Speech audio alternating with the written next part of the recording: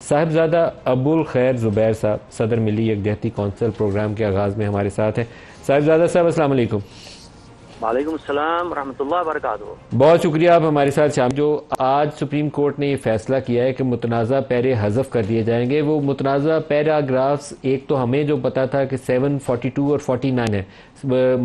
मुफ्ती तकी उस्मानी ने भी पैरा 42 और 7 का जिक्र किया था। क्या कौन से ऐसे पैराग्राफ्स हैं जिसके ऊपर सुप्रीम कोर्ट बैक ट्रैक करेगी या उन पैराग्राफ्स को अपने फैसलों से हज़फ करेगी? थोड़ी रोशनी डाल दें उस पर।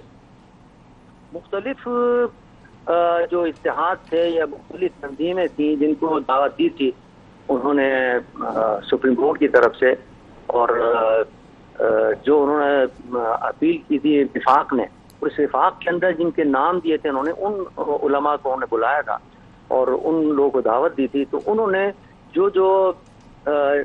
जिन जिन पैराग्राफ की निशानदेही की थी उसके अंदर कोई एक दो नहीं है, कोई 7-8 पैराग्राफ हैं जिनकी निशानदेही उन्होंने की थी कि साहब ये भी सही नहीं, ये भी सही नहीं, ये भी सही नहीं है। और साहिबजादा अबुल खैर साहब, आपकी तजवीज़ क्या थी उसमें?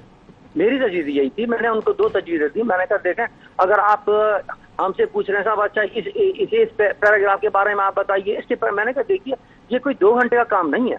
दुरानी साहब क़िबला रहमतुल्लाह अलैह ने जब बहस की थी, इसको पेश किया था असेंबली के अंदर, तो कई दिन मुसलसल बहस होती रही इस पर। तो मैंने कहा आप ये देख लीजिए कि इसके चंद पैराग्राफ पर बहस करते हुए तहरीरी तौर पर इस्लामी नज़ाती कौंसिल ने 25-30 सफ़े का आपको तफसील भेजी। अब वो 25-30 सफ़े पढ़ते पढ़ते भी क्या आध घंटा ऑन लग जाएगा, चिज़ाए कि इस पे एक पे बहस करें तो वो तो काफ़ी वक्त लग जाएगा उसके अंदर। तो मैंने कहा या तो एक तजवीज़ ये, हमें 2 तजवीज़ें दी मिली है कौंसिल की तरफ से। मैंने कहा अगर आप बहस करना चाहते हैं हम उसके लिए भी तैयार हैं, लेकिन उसके लिए आप हमारे वकला को कह देते हैं नहीं साहब इनको जरूरत नहीं है, आप अकेले बात कीजिए।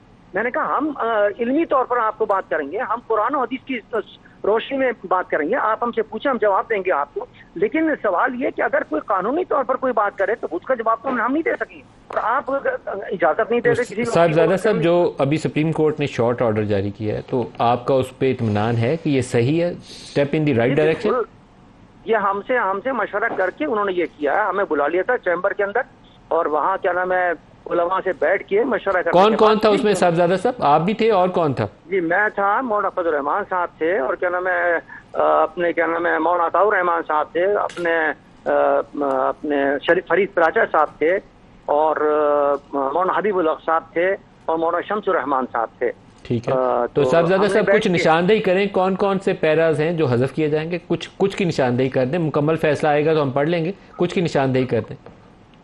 हाँ नहीं, इस वक्त मेरे जहन में नहीं हूँ, इस वक्त मैं गाड़ी में हूँ, वरना मैं आपको बताया था कि कौन कौन से पैराग्राफ हैं जो हमने उनको निशानदेही की थी और उनको कहा था कि ये पैराग्राफ जो हैं वो हदफ करें।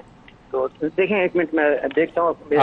आप देखें, मैं कुछ बड़ी उस वक्त तक साथ साथ अपने नाजरीन को बताऊं कि सुप्रीम कोर्ट ने मुबारक सानी केस के फैसले में दुरुस्तगी की दरख्वास्त हुकूमत की जो थी वो मंजूर कर ली है। 6 फरवरी और 24 जुलाई के फैसलों के मुतनाज़ा पैराग्राफ हज़फ किए जाएंगे। मुतनाज़ा पैराग्राफ अदालती नज़ीर नहीं होंगे, ये बहुत इंपॉर्टेंट है। वो वॉइड अब इनिशियो आप टर्म यूज़ करते हैं, वो वॉइड अब इनिशियो मतलब ख़त्म हो जाएंगे मुकम्मल तौर पर, उनको ऐसे देखा जाएगा जैसे वो एग्जिस्ट ही नहीं करते। ट्रायल कोर्ट इन मुतनाज़ा पैराग्राफ से असर लिए बगैर कार्रवाई जारी रखेगी। ये बहुत इंपॉर्टेंट है क्योंकि इसके ऊपर एक तनाज़ा मौजूद था।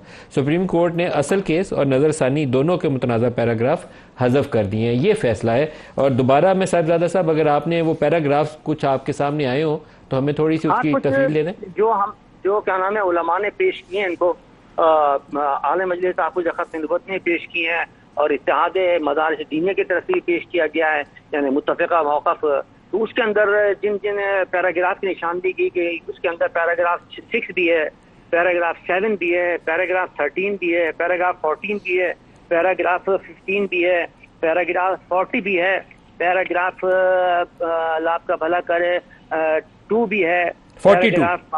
हाँ 42 तो मेन है, वो तो मेन है, और 7 मेन है, वो तो बहुत अहम है।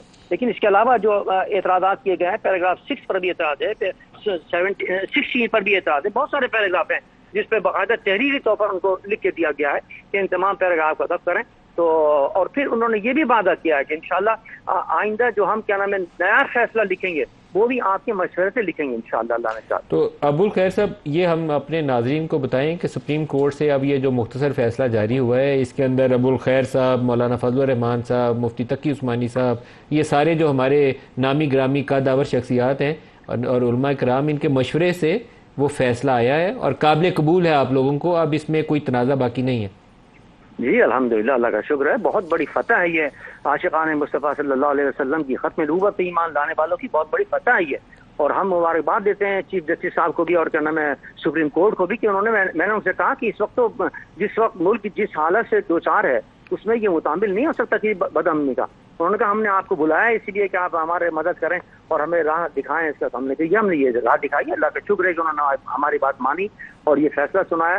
ہم شکریہ ادا کرتے ہیں ان کا اور قوم کو مبارکباد دیتے ہیں کہ بہت بڑی ایک مصیبت ٹل گئی ہوں سمجھ لیجیے.